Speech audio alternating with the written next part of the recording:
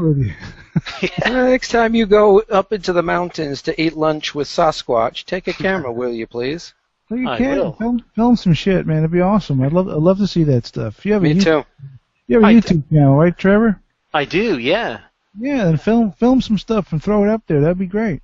I do have. I make videos.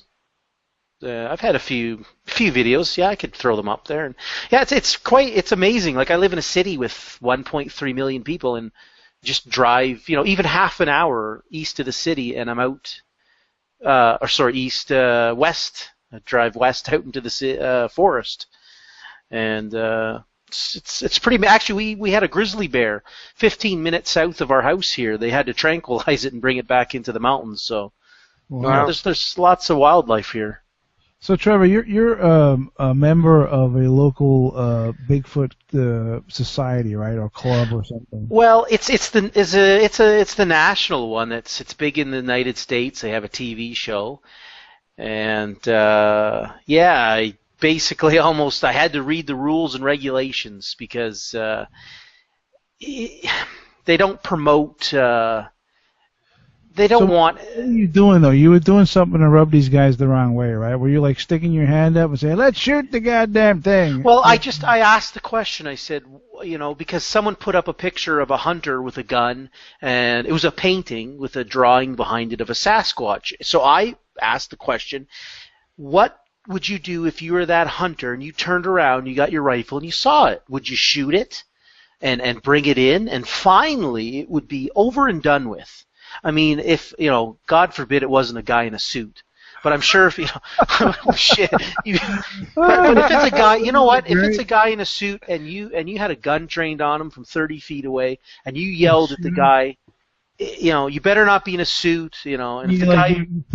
You pull the mask off and you're like, it's old man Withers, the caretaker. Yeah, but you know what, though? You wouldn't get the same treatment as Dick Cheney got when he shot that guy in the face. No, but my thing is, I could not shoot one. But I think it's the only way you're going to ever prove it. Because you could have, in 2013, you could go out with the best video audio equipment, make the modern day version of the Patterson film, and people would still go, oh, it's a fake. Right.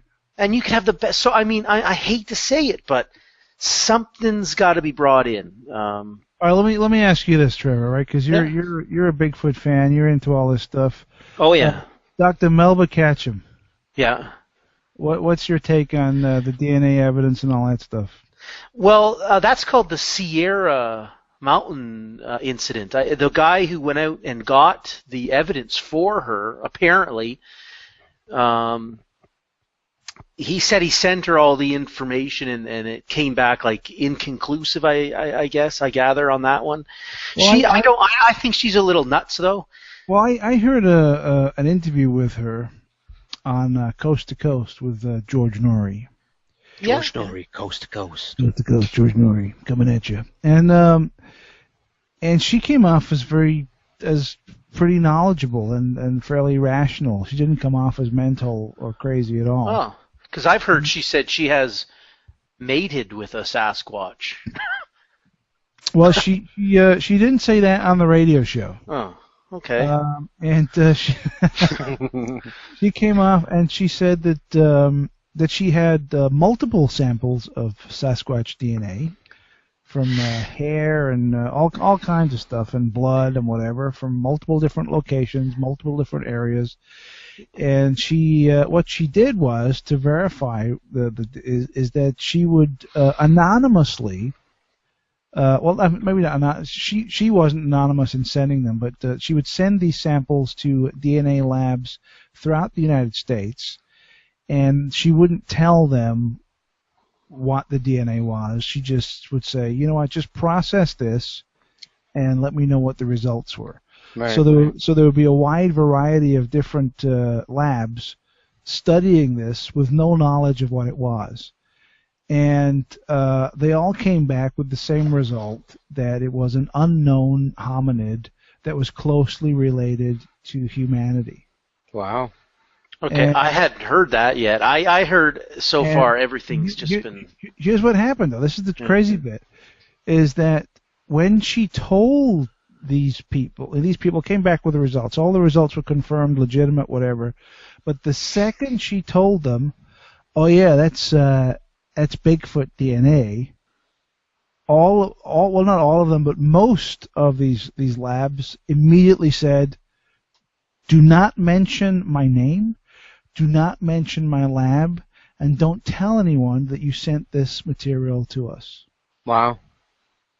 But before she mentioned Bigfoot, and they were like, "Oh yeah, this is," and they were open, and yeah, blah blah blah, this is whatever. The second she said, "Oh yeah, it's Bigfoot," they were like, "Don't you fucking say a word!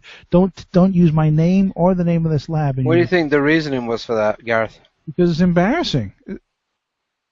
You know, they're doing apparently legitimate work for government and law enforcement, and suddenly they're going to be labeled the Bigfoot lab.